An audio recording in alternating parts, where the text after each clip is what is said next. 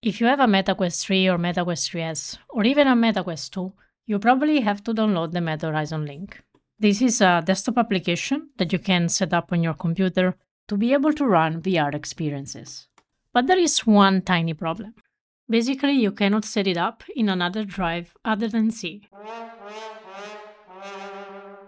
In this video, I will show you how to set it up on another drive.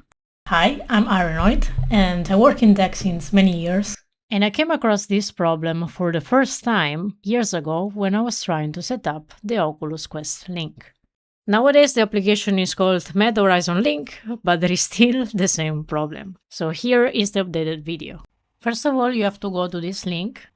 You will find it in the description of this video. And scroll down and download the Meta Horizon Link app. Make sure you have the right requirements for your computer. Here you will find more details about it, but we won't cover this in this video. So you clicked on download. You will find it in the download folder. So you click on it with the right button of your mouse. Show more properties. Properties. And here you will find the exact link of the location. In other words, the path.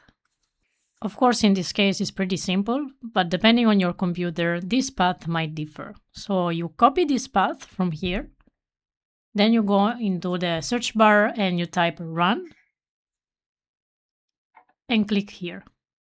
Now, this is for running executable files. For example, like the one we just downloaded. And what we are going to do is to run the executable file, but we are going to specify another location for the setup. So you passed the path over here, and then you add the drive. Depending on your drive, you will have a different letter. In this case, I choose D. In case you don't know how to check it out, you have to go in this PC and then check the other name of the drive. In this case, I have D, so I'm going to write D. It's also important that you double check that you have enough space on the drive, free space, and that the format of the drive is correct. You click on OK, and now it's going to run the software. Now here you click OK to agree and continue.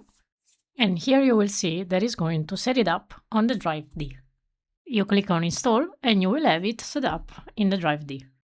If you ended up on another screen like this one, it means you don't have another drive.